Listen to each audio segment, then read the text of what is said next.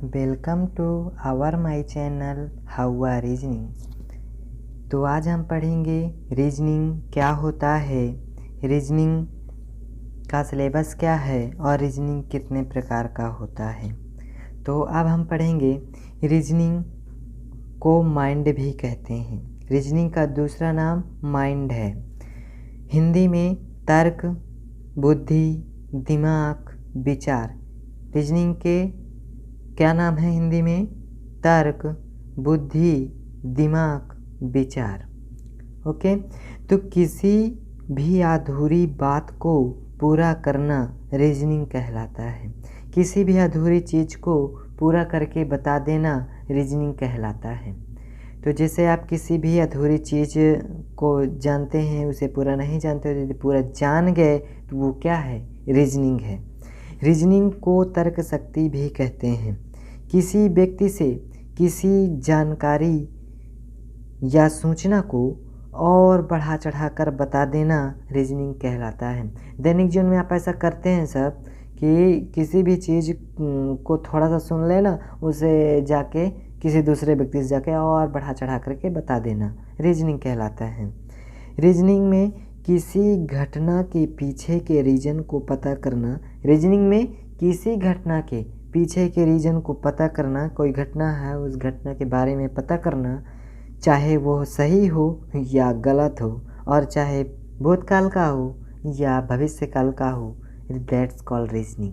Reasoning कहलाता है। ऐसा क्या कहलाएगा? ऐसी घटना रीजनिंग कहलाएगी, रीजनिंग। तो अब हम जान लेते हैं रीजनिंग के प्रकार।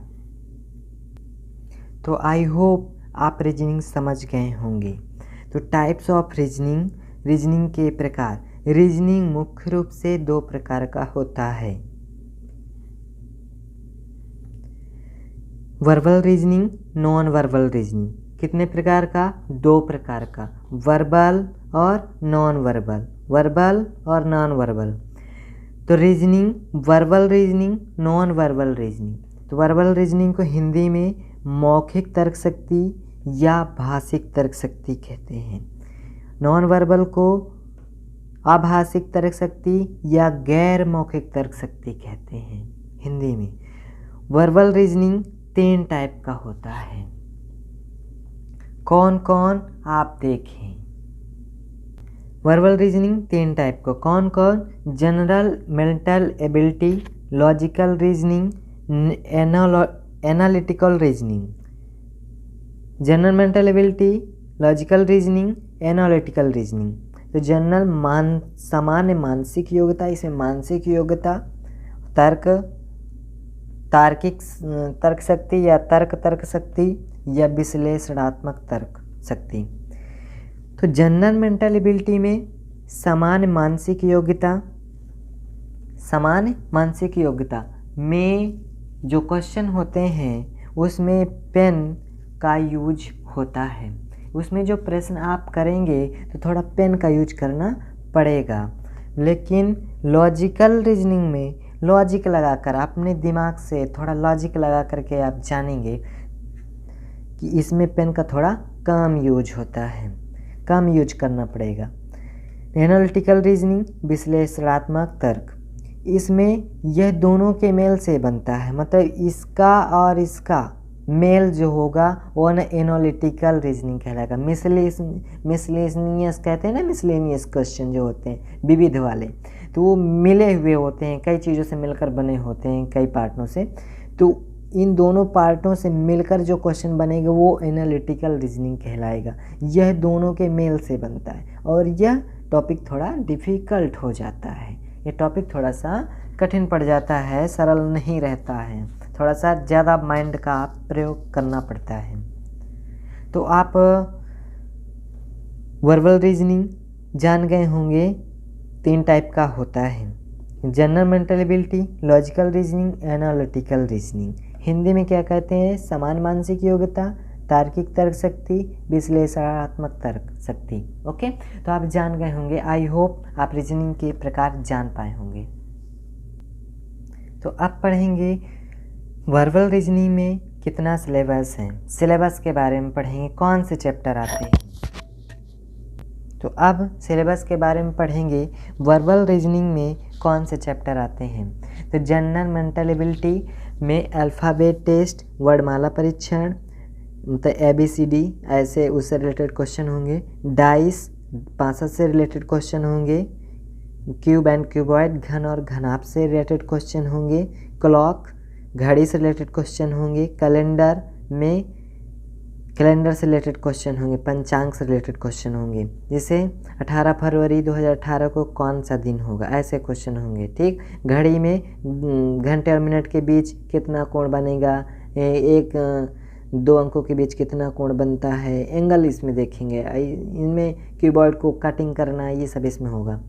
ब्लड रिलेशन में आप संबंध जानेंगे कि 2 सगे भाई की बहन ए है तो सी का क्या होगा, ऐसे कुछ क्वेश्चन होंगे।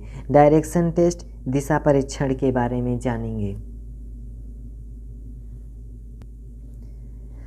कोडिंग एंड डिकोडिंग, इसमें सांकेतिक चिन्ह होंगे, उससे सांकेतिक भाषा का प्रयोग है कोडिंग डिकोडिंग में।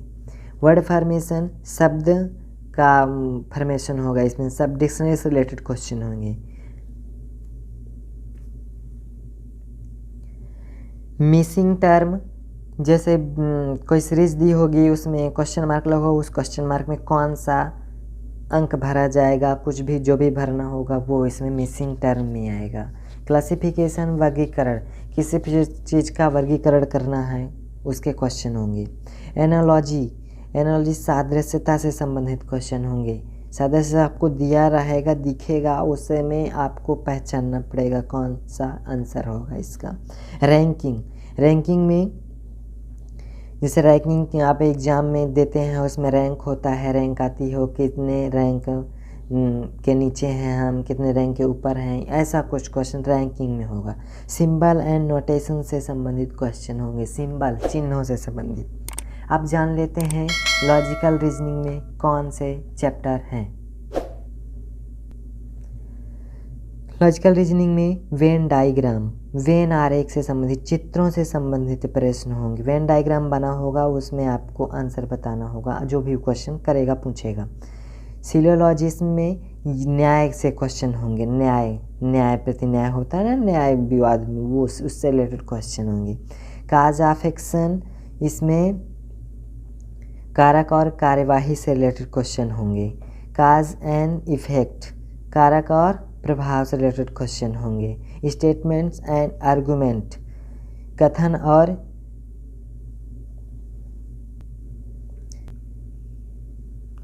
और तर्क से रिलेटेड क्वेश्चन होंगे। स्टेटमेंट एंड एजम्पशन, इसमें कथन और पूर्व अवधारणाओं से रिलेटेड क्वेश्चन होंगे। स्टेटमेंट एंड कंक्लूजन, कथन और निष्कर्ष से रिलेटेड क्वेश्चन होंगे। आई होप कि आपको ये 2 पार्ट समझ आए होंगे। अब आता है थर्ड पार्ट, एनालिटिकल रीजनिंग। इसे विश्लेषणात्मक तर्क शक्ति कहते हैं। इसमें इक्वलिटी से रिलेटेड क्वेश्चन होंगे। पजल, इसमें पहेली से रिलेटेड क्वेश्चन होंगे। पहेली होता है। मशीन इनपुट, इसमें मशीन इनपुट से रिलेटेड क्वेश्चन होंगे। सीटिंग अरेंजमेंट, इसमें सीटिंग अरेंजमेंट से रिलेटेड क्वेश्चन होंगे। एलिजिबिलिटी टेस्ट से रिलेटेड क्वेश्चन होंगे। सीटिंग अरेंजमेंट जान गए होंगे, सीट जो आप परीक्षा में सीटिंग अरेंजमेंट होता है ना, आगे पीछे बैठाते हैं दूर दूर, वो सीटिंग अरेंजमेंट होता है। अब नॉन वर्बल रीजनिंग के आप सिलेबस में कौन चैप्टर होगा जानेंगे। तो नॉन वर्बल रीजनिंग में कौन से चैप्टर हैं उन्हें आपको जानना है। पहला सीरीज, श्रृंखला से रिलेटेड, श्रेणी से रिलेटेड चैप्टर होगा, उससे रिलेटेड क्वेश्चन होंगे। काउंटिंग ऑफ फिगर, चित्रों की गणना से रिलेटेड क्वेश्चन, चित्रों को गिनना पड़ेगा। त्रिभुज कोई बना है, उसमें कितने त्रिभुज बने हैं वो आपको काउंट करना, कितने त्रिभुज बनेंगे।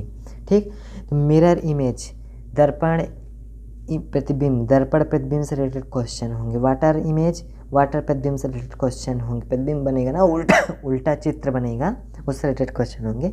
फिगर मैट्रिक्स चित्रों के आव्यूह से रिलेटेड क्वेश्चन होंगे। पेपर कटिंग और पेपर फोल्डिंग, एक पेपर कटिंग एक पेपर फोल्डिंग का ये चैप्टर है यहाँ पे। ठीक है, पेपर कटिंग पेपर कटिंग से रिलेटेड क्वेश्चन होंगे।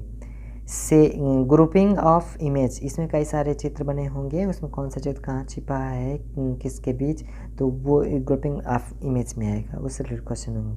शेप कंस्ट्रक्शन से रिलेटेड क्वेश्चन होंगे। पेपर फोल्डिंग से रिलेटेड क्वेश्चन होंगे, पेपर फोल्ड करके कटिंग वटिंग करते हैं ना, पेपर फोल्डिंग से रिलेटेड, ये दोनों चैप्टर एक ही हैं। इमेज एनालिसिस, इमेज का एनालिसिस करेंगे, उससे रिलेटेड क्वेश्चन होंगे। डॉट सिचुएशन से रिलेटेड क्वेश्चन होंगे। रूल डिटेक्शन से रिलेटेड क्वेश्चन होंगे। पैटर्न कंप्लीशन से रिलेटेड क्वेश्चन होंगे। इसमें आपके जो प्रश्न आएंगे वो कंप्लीशन से रिलेटेड क्वेश्चन होंगे। कंप्लीशन मतलब होता है पूरे अधूरे पैटर्न को पूरा कर देना, अधूरे पैटर्न को पूरा करना कंप्लीशन होता है। एम्बेडेड इमेज से रिलेटेड क्वेश्चन, एम्बेडेड इमेज वो होता है जिसमें आप को चित्र दिए होंगे, उसमें कौन सी आकृति छिपी हुई है, तो छिपी हुई आकृतियाँ, छिपी हुई प्रतिबिंब, छिपा हुआ इमेज होगा, उससे रिलेटेड क्वेश्चन होंगे इसमें। आई होप कि आपको समझ आया होगा नॉन वर्बल रीजनिंग में कौन से चैप्टर होंगे, तो पूरा रीजनिंग आपको समझ आया होगा। रीजनिंग का सिलेबस क्या है, रीजनिंग क्या होता है, किसी अधूरी बात को पूरा करना रीजनिंग कहलाता है। ठीक, तो रीजनिंग दो प्रकार का होता है, वर्बल रीजनिंग और नॉन वर्बल रीजनिंग। इनके चैप्टर वर्बल रीजनिंग 3 टाइप का होता है, जनरल, मेंटल एबिलिटी और लॉजिकल रीजनिंग और एनालिटिकल रीजनिंग। ठीक, ये आपके रीजनिंग के टाइप हुए। तो आई होप आप जान पाए होंगे रीजनिंग क्या होता है। तो अब हम आगे नेक्स्ट पार्ट में चैप्टर पढ़ेंगे, जो भी चैप्टर होगा उस दिन आपको पता चल जाएगा।